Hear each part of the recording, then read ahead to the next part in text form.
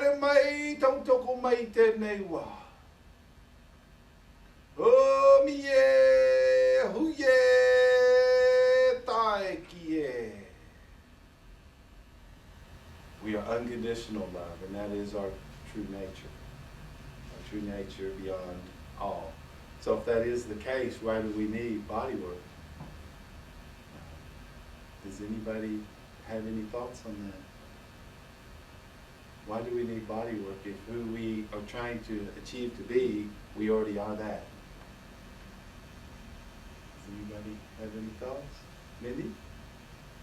Bill?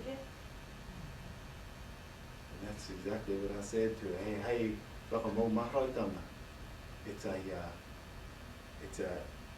it's a process of, through the work, to remember who we are. Because inherently, by nature, we are this, but due to the world, and I won't get too heavy into all of that stuff, but the way we have been programmed in a way, it has it keeps us wondering. It keeps us thinking that we have to be more than what we are. Through body work, and all of us have this amazing opportunity to create change. And you know the old adage, don't take yourself so seriously, right? But then again, we need to take ourselves seriously when we do body work, because we all have a culmination of things that stop. It's like the seed of remembrance inside of our being that is untarnished, and it is there within every human being.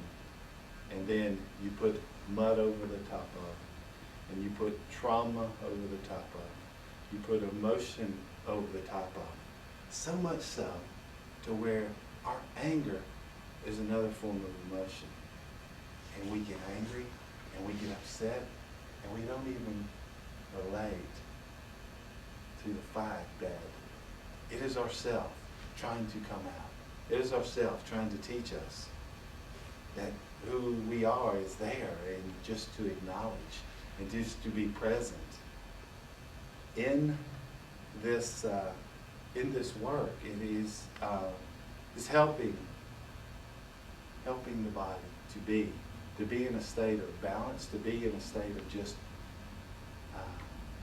relaxed in itself, grounded through Popatuanuk, Mother Earth, grounded through and stretching through the skies, through Rani Nui, our Father Sky.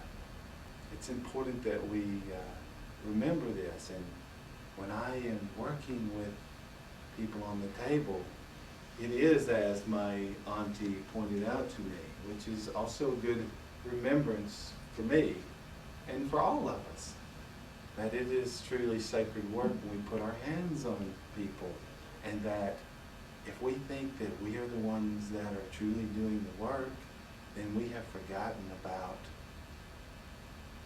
cosmic consciousness, Christ consciousness, Buddha consciousness, whatever you want to call it is fine. And being connected to that and letting that wairua, that spirit, work through us when we are on the table.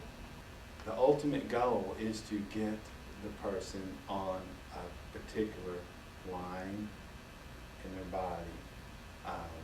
This is ultimately the line. That's somebody with a really big foot. To have the line of the body coming up through the top of the head.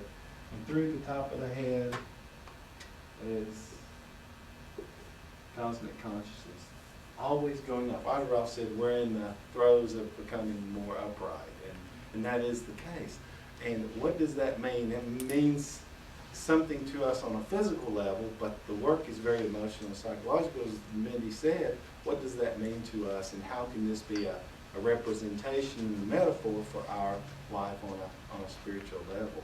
How we can continue to grow and to feel light in our body, to feel grounded in our body, to not move from one holding pattern to the next, which most human beings do, to be able to flow through our body like we were when we were a child. And there's no reason why we can't be like that through our life, but it takes some work, and it depends on this seed again, how much trauma and emotion and physical holding it has around it for the person, for us to be able to go in and touch that, and for that to ultimately cry out and say, I remember who I am as a human being. The majority of human beings, not only are they holding, they don't have a choice but to hold, because you think of this line through the body, and their neck is this way, their chest is this way, their lumbars are this way, their knees are this way, their feet are this way, and their feet are out like this. Okay? So the line is contorted through the body. So by straightening the body, not only are we helping the person feel better physically, but we're helping the person feel better psychologically, emotionally. By aligning the body, it helps in opening the body. It helps the energy to flow better through the body. When you have fascia on a superficial layer from trauma and car accidents or whatever, it builds on top of one another, on top of one another, on top of one another, on top of one another, on top of one another, to the core of the body. When you're not feeling good, when your body, it's cold outside, and you have a different relationship with your core after getting a lot of this work done than you would if you didn't get the work done. That's just, and there's no way to help you to understand that, rather, other than to experience it and know what I'm talking about.